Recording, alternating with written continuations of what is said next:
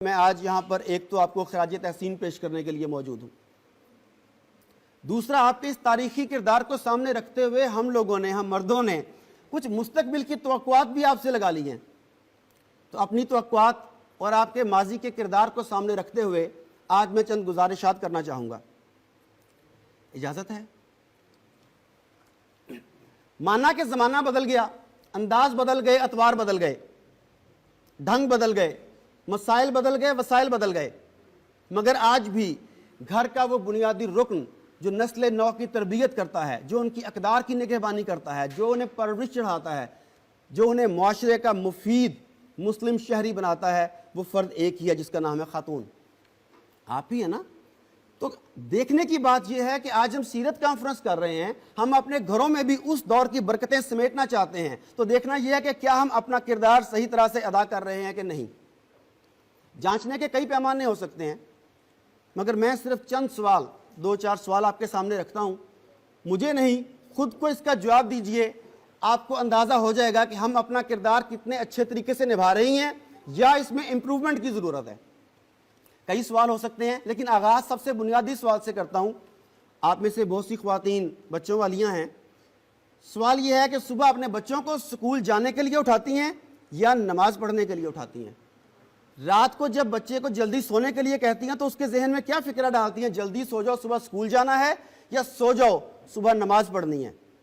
Home work نہ کرنے پر، school نہ جانے پر تو بچے کی ڈانٹ ڈپٹ ہوتی ہے، نماز نہ پڑھنے پر، تلاوت سے غفلت کرنے پر، معمول کے ذکر اذکار کو چھوڑ دینے پر ہمارا رویہ کیا ہوتا ہے؟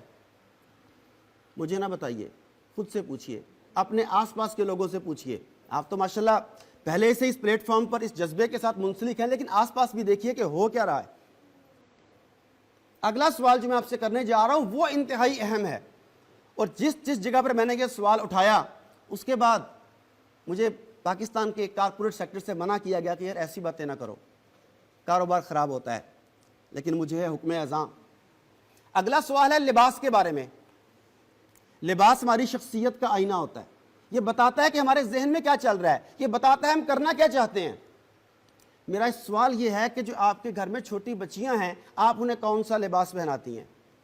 وہ لباس جو پہنانا چاہیے یا وہ لباس جو مغربی تہذیب چاہتی ہے کہ آپ اپنی بچیوں کو پہنائیں؟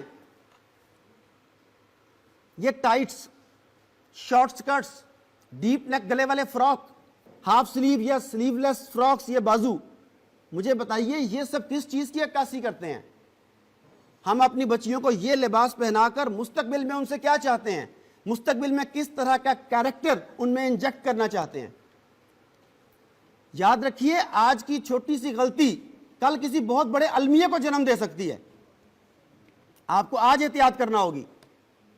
اس وقت تمام شیطانی اور دجالی طاقتیں آپ کے نظام کے خلاف اکٹھی ہو چکی ہیں ہر پلیٹ فارم پر۔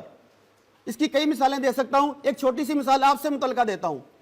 آپ کسی بھی بچوں کے ریڈی میڈ شاپ پر چلی جائیں، 5 6 7 سال کے بچے کو چھوڑ دیں، 8 9 10 11 12 13 سال کی بچی کے پورے بازوؤں والے کپڑے، شلوار دوپٹے کے ساتھ کپڑے مجھے ڈھونڈ کے دکھا دیں، آپ حیران ہو جائیں گے کہ پورے پاکستان میں کسی اچھے معروف برانڈ پہ 11 12 13 سال کی بچی کے ایسے کپڑے جو شلوار قمیص ہو، گلا پراپر ہو، پورے بازو ہو، ساتھ دوپٹہ ہو، آپ کو نہیں ملے گا۔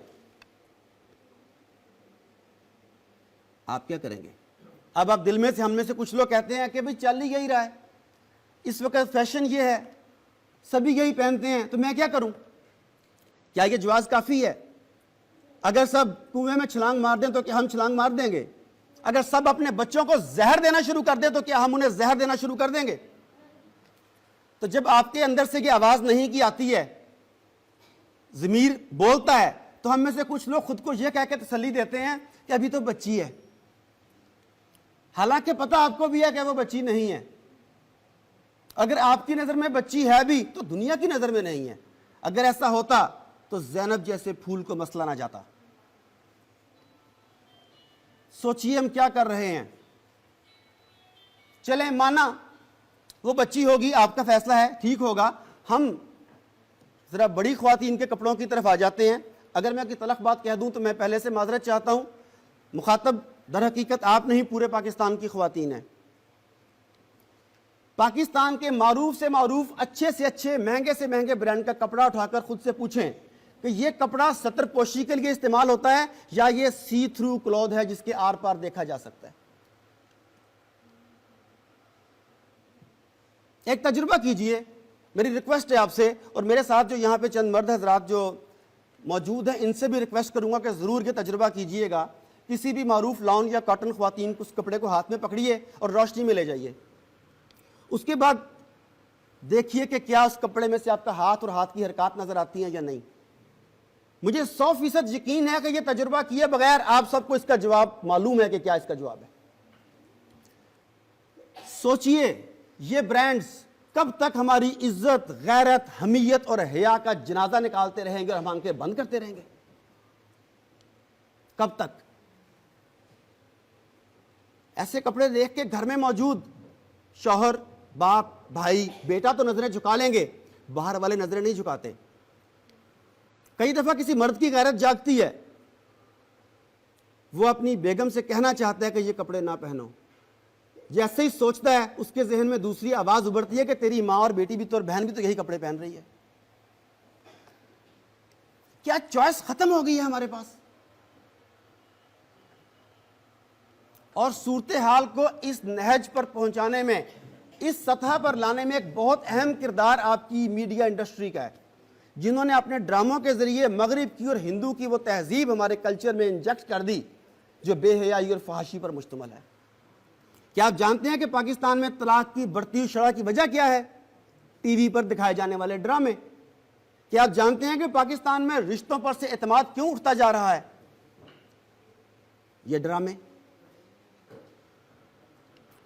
ابھی بھی موقع ہے, سوچئے میری معزز خواتین, وقت کی تنابیں اس وقت آپ کے ہاتھ میں ہیں. آپ چاہیں تو اس شیطانی جال کو توڑ سکتی ہیں, ان شیطانی تاروں کو توڑ سکتی ہیں, لیکن یہ فیصلہ آپ کو کرنا ہے. آپ نے سوچنا ہے اپنے لیے, اپنی آنے والی نسل کے لیے, اپنی بیٹیوں کے لیے, بہنوں کے لیے, بہوؤں کے لیے. بولیں کیا اس بارے میں آپ ساتھ دیں گی؟ ہمیں اس کے آگے بند باندھنا ہوگا. کوئی تو بولے گا, کوئی تو آواز کھڑی کرے گا.